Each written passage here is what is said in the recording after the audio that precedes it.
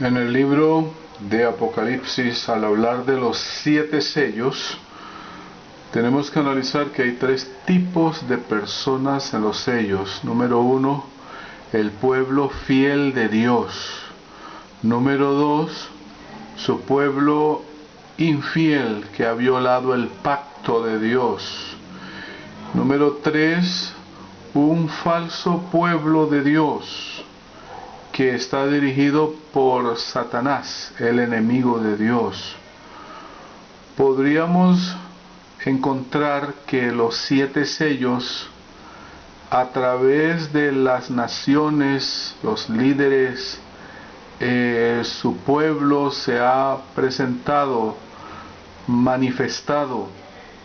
Así que vamos a encontrar que los sellos y las iglesias están muy relacionados. Y vamos a mirarlo desde la perspectiva histórica. ¿Qué simboliza un sello? Como ya sabemos que el libro donde están reflejada la historia de las naciones, del juicio, de la salvación y de las decisiones de los pueblos, tiene 7 sellos, y al ir desenrollando cada sello, al ir quitando Jesús cada sello, se va mirando a lo largo de la historia la manera como su pueblo, enredado en todo el mundo y las naciones, se abre paso para que la iglesia, su verdad, pueda ser conocida y entendida.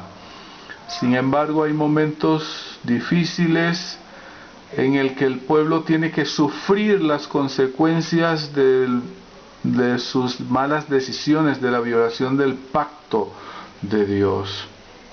Así que los sellos podríamos decir que podríamos presentarlo como una reprensión que Dios hace a la iglesia o a las naciones.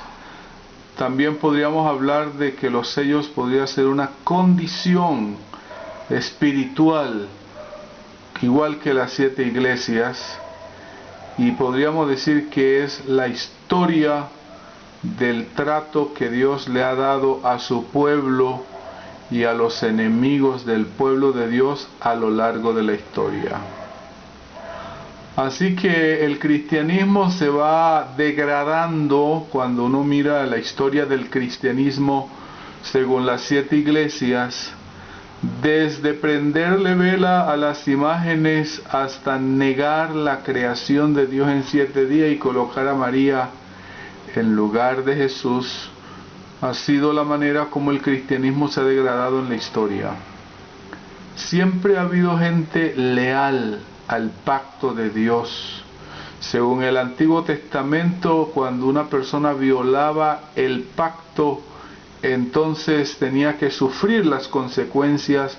Y en el Antiguo Testamento esto está relacionado con caballos que traen aflicción. Así que entramos al primer sello, que iría del año 31 al año 100, y es un periodo en el que el pueblo de Dios ha ido, digamos, desarrollando su amor, como lo vimos en las iglesias. Hay algunas herejías, hay herejes que ya comienzan a introducirse en el pueblo de Dios, y uno de ellos son los docetistas, que creen que Jesucristo fue una sola apariencia, naturaleza de Cristo. Ahora vamos a mirar que lo común en las 7 iglesias, en las 7 sellos, tiene que ver con, en los primeros siglos, tiene que ver con un ataque a la naturaleza de Cristo, a la divinidad. Satanás se empeñó por desvirtuar el mensaje de Cristo, de la naturaleza, de su obra. Vamos a encontrar también allí algunas guerras que se van a dar a lo largo de los sellos con el propósito de destruir la verdad. Vamos a encontrar gente que va a tratar de sacar adelante la verdad y por eso va a sufrir violencia. Pero vamos a encontrar también una corrupción dentro de ese pueblo de Dios que se fue apartando de los principios hasta volverse Babilonia, y podríamos decir hasta que el papado toma el control del mundo en ese periodo de tiempo, y finalmente encontramos una corrupción papal dedicada mayormente a la violencia, a la codicia, a la sexualidad desenfrenada y al poder. Aquí encontramos en el segundo sello algunas de las cosas que ocurrieron durante el periodo del año 100 al 313. Surgen los ebionitas, que ellos creían que Jesús no era divino. El marcionismo se desarrolla alrededor del año 150, no consideran a Jesús como el Mesías. El montanismo se levanta en el 170, ellos decían que ya venía Cristo, el fin estaba cerca, y fue una de las falsificaciones del don de profecía. El gnosticismo, que se entra en la iglesia en el año 180, en ese periodo del segundo siglo, y ellos hacen una dicotomía entre la carne como mala y el espíritu bueno, así que entran todos esos conceptos del zoroastrismo y todas las ideas que venían de Persia. Maniqueo es otra de las cosas que se introducen dentro del cristianismo. El maniqueísmo también está muy relacionado con el gnosticismo, ese dualismo que hay entre la carne y el espíritu. Había otro movimiento que se levantó, que era el novacianismo. Este novaciano enseñaba que no había que aceptar a los apóstatas, a esos que se habían apartado de la verdad del Señor. Había que rechazarlos, no volverlos a aceptar a la iglesia, y eso fue un conflicto que hubo. El arrianismo, ya para el año 300, que enseñaba que Jesucristo es creado, la primera creación de Dios, lo que Dios hizo. Todavía hay muchos arrianos en el día de hoy. Los donatistas, que ellos tampoco aceptaban los apóstatas, no se deben aceptar los apóstatas en la iglesia. Así que encontramos también el estoicismo en ese periodo de tiempo que afectó mucho al cristianismo. Vamos a mirar en el segundo sello también a algunas personas fieles a Dios, que estuvieron dispuestas a entregar su vida, como Policarpo, que fue quemado vivo. Y encontramos algunas personas que defendían la fe, como Ireneo. Encontramos ya en el área de la ciencia personajes como Galeno en el año 200. Sus investigaciones y sus estudios duraron en la historia 1000 años. O sea, yo pienso que era un profeta este hombre en la medicina, Galeno. Tertuliano, tenemos a Tertuliano para el año 220, que consideraba que Jesucristo era igual a Dios. También defensores de la verdad. Para ese periodo de tiempo encontramos ya las catatumbas, que fueron la manera como los cristianos en Roma se ocultaron bajo tierra para poder sobrevivir, enterrar a su gente allá, a las personas allí en esos lugares de las catatumbas, vivían allí en ese lugar. Encontramos otro personaje en este periodo de tiempo, Orígenes, que consideraba que Jesucristo había sido creado igual. Diocleciano, que fue uno de los emperadores que, según la profecía de Apocalipsis, iba a perseguir durante 10 días, según dice el Apocalipsis, al pueblo de Dios. Y ya encontramos para este segundo sello el edicto de Milán, dado en el año 313, donde ya no habría más persecución. Tercer sello, vamos a mirar cómo en el tercer sello vamos a mirar que este caballo ya no es de color negro, sino es un caballo de color rojo. Así que vamos a mirar ya no es rojo, perdón, sino negro.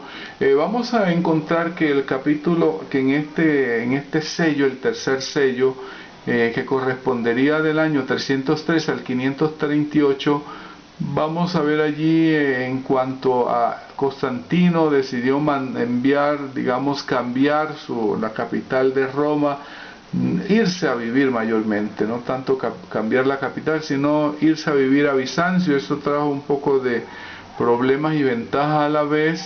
Así que Constantino se bautiza en el año 337, precisamente cuando muere, y ya para el año 338 comienzan a llegar los visigodos, que fueron convertidos al arrianismo. Ellos se convirtieron al cristianismo arriano en el año 338. Y vamos a encontrar en este periodo del tercer sello a Eusebio de Cesarea, que fue un historiador.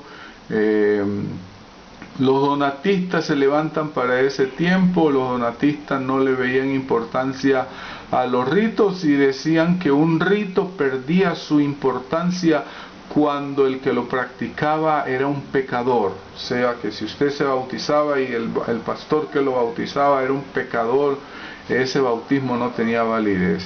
Bueno, se sube digamos, al trono de Roma Juliano el Apóstata, se le llama así porque lo que había hecho Constantino, él luego trató de volver otra vez a Roma, al imperio, a la situación anterior a Constantino, al paganismo, y por eso se le considera Juliano el Apóstata. Ya encontramos que también llegan que los visigodos siguen avanzando hacia el imperio romano. Fueron una de estas tribus que ayudaron al desmembramiento del imperio romano, que se les consideraban bárbaros. También para el año 400 encontramos el pelagianismo. Pelagio enseñaba que los seres humanos somos buenos por naturaleza, no creía en el pecado original, así que él consideraba que no habíamos sido tan degradados, que éramos buenos, somos buenos según él. En el tercer sello también se sigue mirando algunos aspectos de la fundación del Imperio Romano de Oriente. Al ponerse Bizancio o Constantinopla como sede del imperio, entonces hay un distanciamiento entre Roma y Constantinopla y se está dividiendo el imperio romano en dos secciones. Y eso vamos a mirar cómo avanzó hasta más o menos al año 1453, cuando cae el Imperio Romano de Oriente.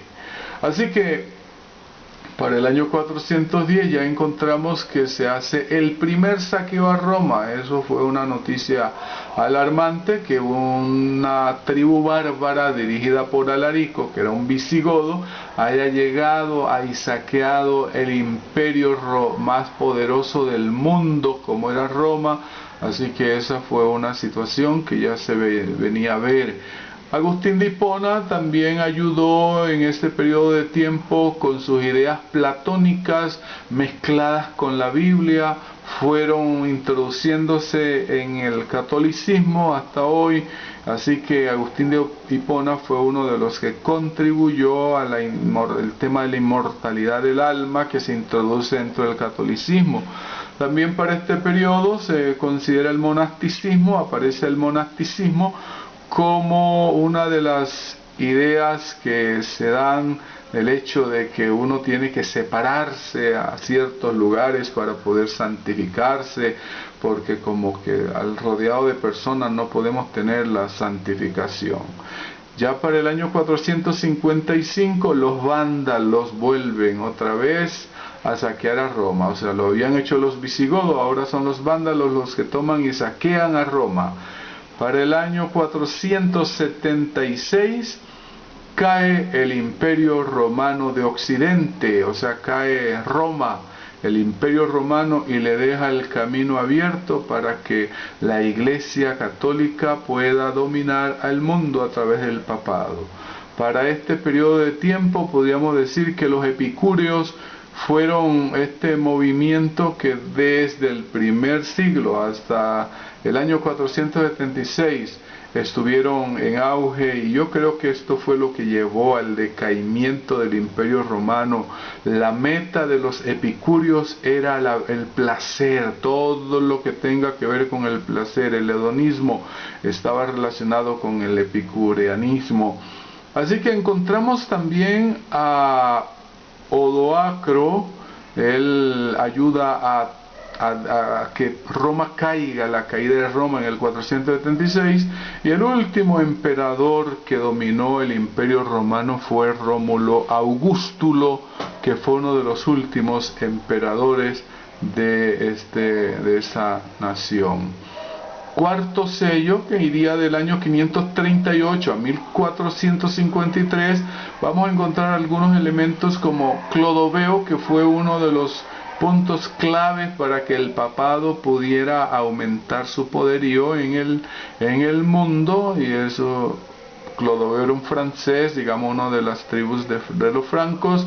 Pero también encontramos otras noticias tristes en esto de este tiempo. En el año 541 se da una peste grande en el imperio de Oriente, allá en Bizancio, y hay una cantidad de muertos, cerca de 50 millones de muertos por una peste bubónica.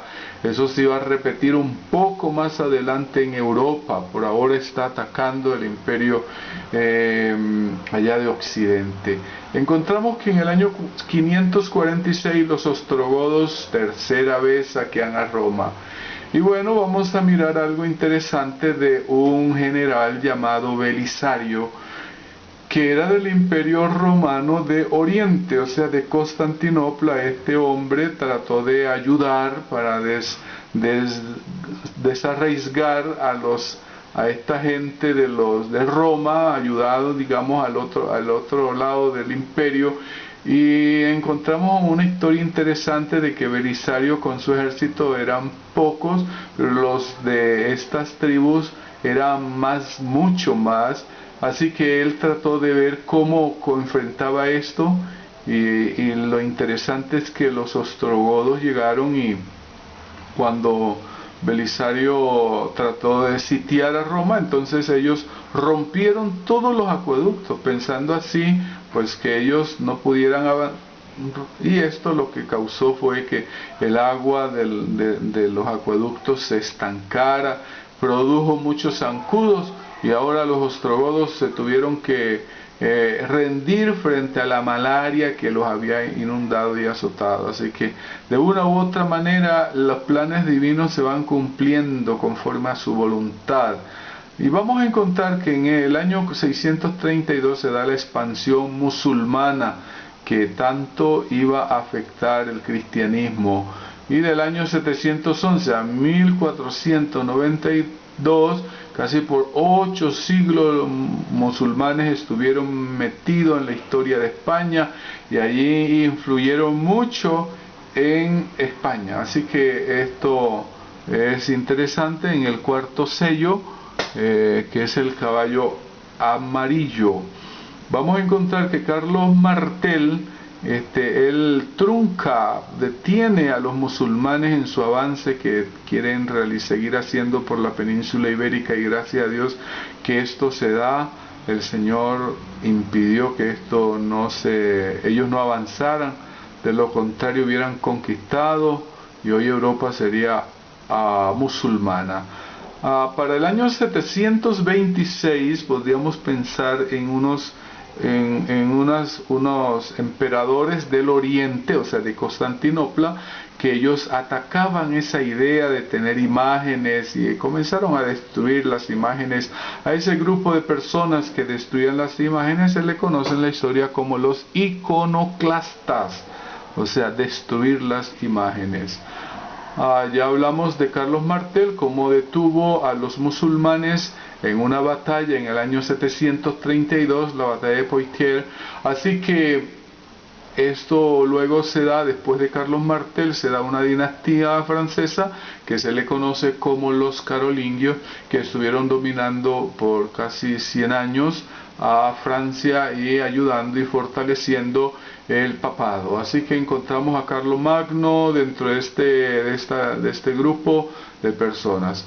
Vamos a mirar algunos papas perversos en la historia de este tiempo. En ese tiempo, uno de ellos fue Esteban VI, fue el que hizo un juicio a el papa anterior de él, que ya estaba muerto, lo desenterró, le hizo juicio del cadáver. Es una de las terribles cosas que ha pasado. Sergio III fue otro papa que se le considera perverso, malo, se le considera a su tiempo como la pornocracia. Juan XII, también encontramos a Juan XII como un papa terriblemente adúltero, que murió de un martillazo de un celoso marido. Así que vamos a mirar cómo aún la iglesia fue degradándose durante este cuarto sello. Así que encontramos también que se forma en el año 962 algo que se llamó como el Sacro Imperio Romano Germánico, en el que estaba formado por Francia, Alemania, Polonia y Bulgaria, y era como la manera como el papado podía controlar al mundo a través de este imperio. Encontramos otro papa perverso que fue Benedicto IX. Este hombre vendía su papado, hizo burdeles en el Vaticano, vendía el puesto, después lo volvía a recuperar, 3 veces fue papa. Así que una de las cosas terribles durante este periodo de tiempo. Hay un cisma que se conoce como el cisma de Oriente en el año 1054, donde la iglesia de Oriente se separa de la iglesia Occidente. Los hermanos católicos de Oriente no quisieron reconocer más al Papa de Roma como su cabeza, y entonces aceptaron el patriarca de Constantinopla. Y una de las razones que ellos dan es porque la iglesia católica dijo que el Espíritu Santo provenía del Padre y del Hijo, y la iglesia no aceptaba esto de que el Espíritu Santo provenía del Hijo. Así que esta fue una de las situaciones que se da en ese periodo de tiempo. En el cuarto sello encontramos también a Enrique IV. Este Enrique IV es famoso porque este hombre se rebotó contra la iglesia católica, y como la iglesia tenía control sobre los líderes políticos, entonces este hombre le tocó ir al castillo de Canosa y pedirle perdón. 3 días estuvo allí Enrique descalzo en la nieve y semidesnudo, medio vestido, y bueno, Gregorio le pudo dar el perdón para poder seguir siendo el emperador del Sacro Imperio. Así que vamos a mirar que durante este periodo de tiempo se da también las cruzadas. Urbano II fue el que inició esto de usar la violencia, la guerra, la muerte contra aquellos que habían invadido a Jerusalén, y entonces allí se dan durante ese periodo de 1096 hasta 1276 9 cruzadas, que fueron digamos el derramamiento de sangre más terrible que se ha dado, y allí se dieron el origen de los templarios, que no eran otros que sicarios papales que dominaban y que destruían y acababan. Para ese periodo de tiempo se levantó un hombre que la iglesia católica venera mucho, se llama Malaquías. Para mí era un adivino. Este hombre ha adivinado que cada papa va a pasarle a esto y que va a llamarse no sé cómo, que este fue un adivino, y la iglesia le saca a cada uno de los papas que supuestamente Malaquía o San Malaquía, como ellos le llaman, había dicho de ese papa. Para ese periodo también se levanta este hombre Barbarroja, muy famoso. Él es un rey, es el primero en llamar Sacro Imperio Romano Germánico a esto que ya hemos mencionado. Para este periodo de tiempo, en el cuarto sello se levantan los valdenses. Esta gente seguía guardando el sábado. Es el pueblo fiel de Dios que viene a lo largo de la historia. Están también los albigenses o los cátaros, que en griego es puros. Así que los Hoy en día los historiadores dicen que los albigenses era gente mala, gente que por eso la iglesia tuvo que hacerle una cruzada y acabarlo, pero no, los albigenses y los valdenses constituían el pueblo de Dios para ese periodo. Así que encontramos también a otro personaje muy famoso que se llama Saladino, se llamó Saladino en la Tercera Cruzada. Eso es un ícono para los musulmanes.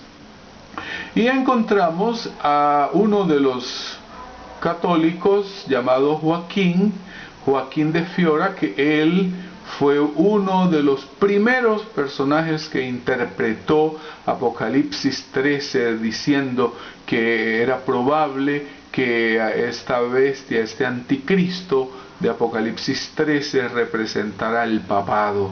Así que fue uno de los primeros ya en el año 1200. Para ese tiempo también se levanta un hombre llamado Aquino, Tomás de Aquino, en 1225.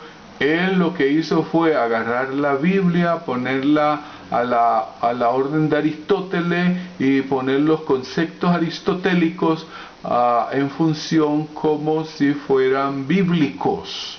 Esa fue la obra que hizo Aquino y tergiversó de esa manera toda la verdad de Dios. Para ese tiempo levanta algún hombre muy reconocido por su bondad y amor, Francisco de Asís, 1226.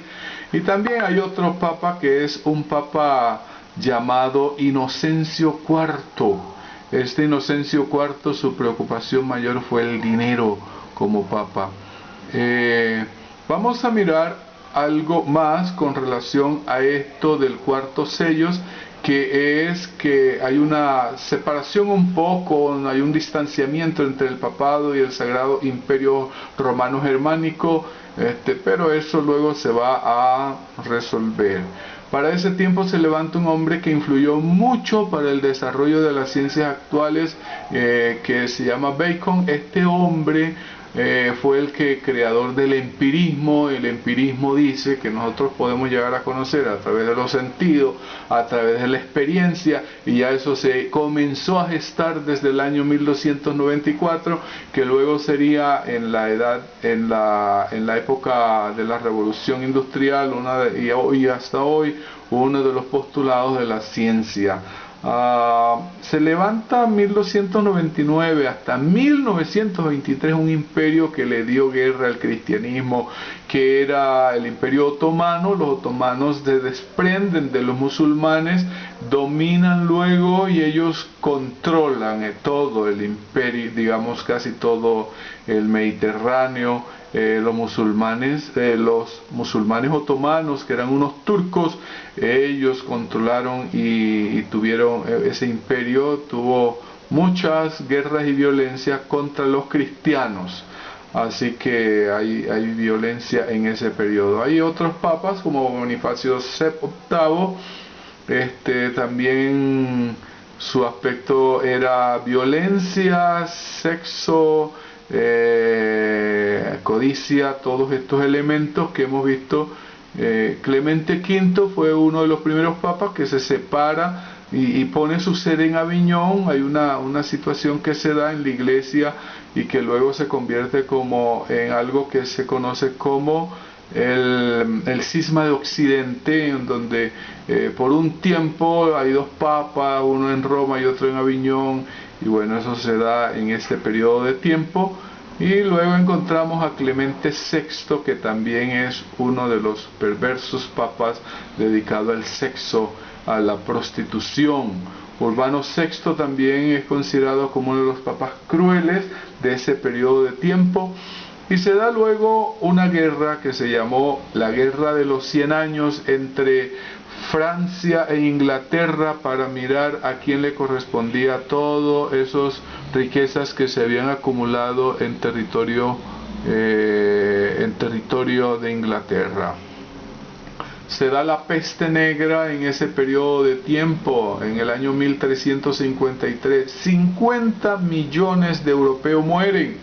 La población de Europa se reduce. Y bueno, para este tiempo, 1384, se levantan los Lollardos. Los Lollardos son los seguidores de Wycliffe. Este fue uno de los primeros hombres que levantó su voz contra el papado. Luego se levantan los husitas, Juan Hus, y que consideraban también el Papa como un anticristo en el año de 1415. Luego se da el cisma de Aviñón, 1417. Hay tres papas que tratan de dominan, gobiernan, están peleándose el trono, así que es una situación que se da para este periodo de tiempo. Hay una guerra también, los husitas también se hicieron su guerra. Para este tiempo también se levanta los moravos, que son seguidores de Juan Hus, así que salen de los husitas. Y bueno, en este periodo de tiempo se conoce en la historia una mujer llamada Juana de Arco, que fue una líder, una muchacha de 16, 17 años que se disfrazó de hombre, guerreó, peleó y finalmente fue condenada y quemada. Luego la iglesia se disculpa y la consideran una santa.